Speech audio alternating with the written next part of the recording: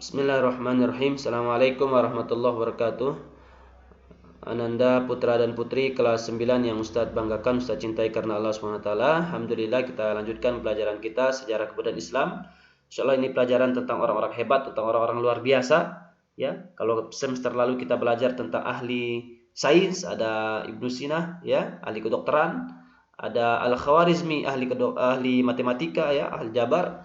Ada Al-Kindi, ahli filsafat, dan ada ahli kimia, ahli kedokteran yang lain, ya. Ahli kimia modern, Masya Allah, ya. Nah, sekarang kita akan lanjutkan tentang orang yang juga hebat, ulama-ulama yang hadir atau memberikan kontribusi di zaman Abbasiyah sampai hari ini, bahkan masih kita kenal, masih kita baca, masih kita ambil ilmu-ilmu dari mereka. Ya, pahala yang terus mengalir, amal jariah mereka tidak pernah putus.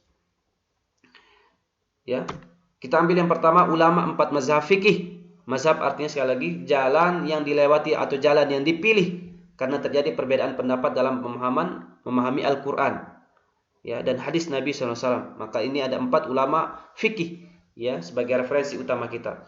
Ada Imam Hanafi yang pertama, atau Imam Abu Hanifah. Nama lengkap beliau Nu'man bin Sabit, ya, Nu'man bin Sabit. Ya. Nah, ini Masya Allah ini, ya. Sebenarnya Imam Abu Hanifah atau Imam Hanafi ini lahir dari seorang ibu dan ayah yang luar biasa, yang menjaga sesuatu yang sangat penting, ya. Kita kenal ada sebuah apel, ya, sebuah apel yang jatuh di sungai itu yang dimakan oleh ayahnya Imam Abu Hanifah, ya, sebelum beliau lahir itu, Masya Allah, menjaga sesuatu yang masuk ke dalam perutnya, tubuhnya, agar bukan sesuatu yang haram. Ini penting ini bagi antum para penghafal Quran, bagi kita para penghafal Quran. Bahkan bukan hanya seorang penghafal Quran, manusia pada umumnya. Ya. Ini perintah Allah SWT, ya, jaga makanan yang masuk ke dalam tubuh kita. Darah kita mengalir, jangan sampai ada yang haram. Bagaimanapun doa jungkir balik gitu, ya, tidak bisa terkabul.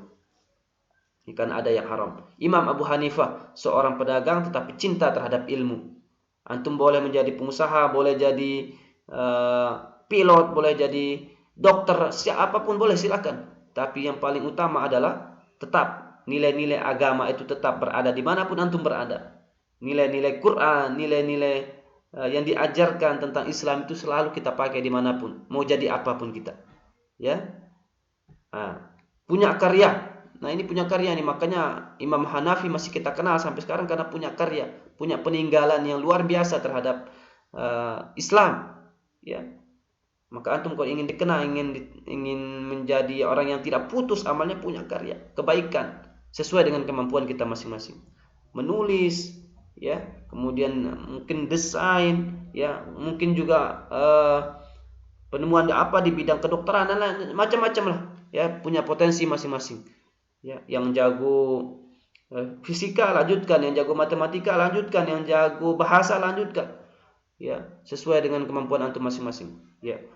Kita lanjutkan. Ada Imam Malik, ya. Mohon maaf saya tidak panjang menjelaskan, ya, karena ini tidak bisa panjang kita jelaskan di media online ini. Mudah-mudahan di pertemuan offline bisa kita ulang nanti. Ada Imam Malik, ya. Ini Imam Malik juga tidak kalah luar biasanya. Punya karya namanya Al-Muwatta, menghimpun 1000 hadis. Ada ulama mengatakan Al-Muwatta ini kitab hadis sekaligus kitab fikih sekaligus kitab hadis. Bayangkan 1000 hadis, ya, ditulis selama 40 tahun, Masya Allah. Ini kan orang hebat, orang luar biasa ini, punya kecerdasan tinggi, ya. Allah pilih Imam Malik ini. Tadi Imam Hanafi itu juga termasuk, ya, salah satu di antara tabi'in, bertemu dengan sahabat Nabi SAW, Anas bin Malik. Nah, kalau ini lain, ya, Imam Malik bin Anas lain sama Anas bin Malik. Kalau Anas bin Malik sahabat Nabi, kalau Imam Malik bin Anas itu ulama 4 mazhab, ya. Kita lanjutkan. Imam Asy-Syafi'i. Nah, ini sudah tidak asing lagi kalau Imam Syafi'i ini yang ketiga ini. Ya, beliau juga punya, Masya Allah, ya, hafal Quran ini. Hafal Quran di usia 7 tahun. Ya. Terkenal. Ini sangat terkenal Imam Syafi'i, bukan hanya di kita di Indonesia, dunia ini sangat mengenal beliau, ya. Imam Syafi'i ini kecerdasannya luar biasa. Sudah hafal Quran di 7 tahun.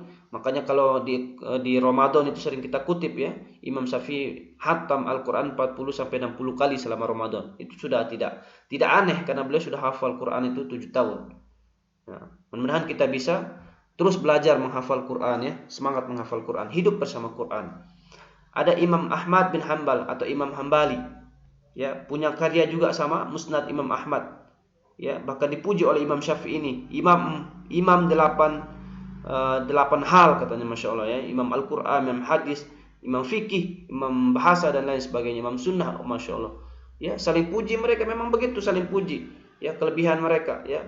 Jangan saling celak, nah, itu kebalikan. Tetapi saling puji. Ya, kebaikan-kebaikan saudara kita. Ya, tidak berlebihan, ya, jangan berlebihan. Ini pantas untuk Imam Ahmad bin Hanbal. Ya. Masya Allah, ini kita belajar ya. Kita belajar ini imam 4 mazhab ini. Ya, mudah-mudahan kita bisa berkarya seperti mereka. Ya, meskipun tidak bisa kita menandingi karya mereka, paling tidak ada yang bisa kita karyakan agar amal-amal kita ini tidak putus setelah kita wafat begitu. Baik, kita lanjut. Ada ulama kutubus sittah. Ini di zaman dinasti Abbasiyah ya, sekali lagi Daulah Abbasiyah. Ada Imam Bukhari, sudah tidak asing lagi. Imam Muslim, ada Imam Abu Daud yang ketiga. Yang keempat Imam At-Tirmizi. Imam At-Tirmizi. Yang kelima ada Imam An-Nasa'i, Imam Ibnu Majah. Ya. Imam Bukhari ya, seorang yang luar biasa juga ini, belajar ke banyak tempat. Ya. Beliau lahir di Bukhara, makanya Al-Bukhari namanya, ini diambil dari kata Bukhara, ya, Uzbekistan. Ya. Penisbatan gitu ya. Ya. Beliau punya karya namanya Sahih Bukhari. Sekali lagi, mereka ini punya karya semua ini. Sahih Bukhari menghimpun 7.000 hadis. Masya Allah ya. Sampai sekarang orang kalau ini tetap dipakai di mana-mana. Kalau kita sudah sebut Sahih Bukhari, itu tidak diragukan lagi ke kesahihannya, kebenarannya. Ya. Kitab hadis yang paling sahih ya kitab Bukhari. Sama ya. Kemudian ada Imam Muslim yang kedua. Ya, setelah Bukhari ada Muslim. Ini kitab yang juga sangat sahih. Apalagi sudah disandingkan Sahih Bukhari dan Muslim, Masya Allah tidak bisa lagi ditolak kesahihannya. Ya, Imam Muslim ya, menghimpun 4.000 hadis dalam karya beliau, Al-Jami' As-Sahih atau lebih dikenal dengan Sahih Muslim. Kemudian ada Imam Abu Daud yang menulis karya Sunan Abu Daud. Ya, beliau berasal dari As-Sijistani ini, Sijistan ya. Daerah Irak kalau tidak salah ya. Iran. Ya, menghimpun 4.000 hadis. Masya Allah. Imam Sunan diambil dari kata sunnah ya. Jadi beliau menulis tentang sunnah-sunnah Rasulullah SAW, tentang fikih, tentang tokharo, tentang salat, zakat, haji ya, bukan tentang sejarah. Tidak ada isinya tentang sejarah gitu. Ya. Sama kemudian yang ditulis oleh Imam At-Tirmizi, juga menulis tentang sunan ya, menghimpun 4.000 hadis juga. Ya. Sama kemudian yang ditulis oleh Imam An-Nasa'i ya. Meskipun jadi hadis ini ada yang doif ya, meskipun doifnya tidak keterlaluan gitu ya, masih bisa dipakai dalam hal-hal ibadah ya. Makanya disebut sunan. Ya, Sunan Al-Kubra Imam An-Nasa'i yang kelima ya. Kemudian yang keenam ada Sunan Ibnu Majah ya, sangat terkenal dengan kejujuran beliau dan akhlak beliau.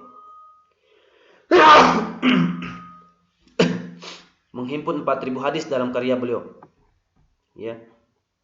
Nah, kalau sudah disebutkan 6-nya dalam sebuah riwayat ini dari Imam Bukhari sampai Imam Ibnu Majah, maka tidak bisa ditolak lagi. Sudah sangat sahih sudah ya. Ya. Sangat sahih, tidak bisa ditolak lagi kebenarannya. Itu ulama kutubus sittah. Terakhir, ada ulama tafsir Al-Quran. Ya, ada 2 orang yang sangat terkenal. Ada Imam Ibnu Jarir At-Tabari, Tafsir At-Tabari, punya karya namanya At-Tafsir At-Tabari.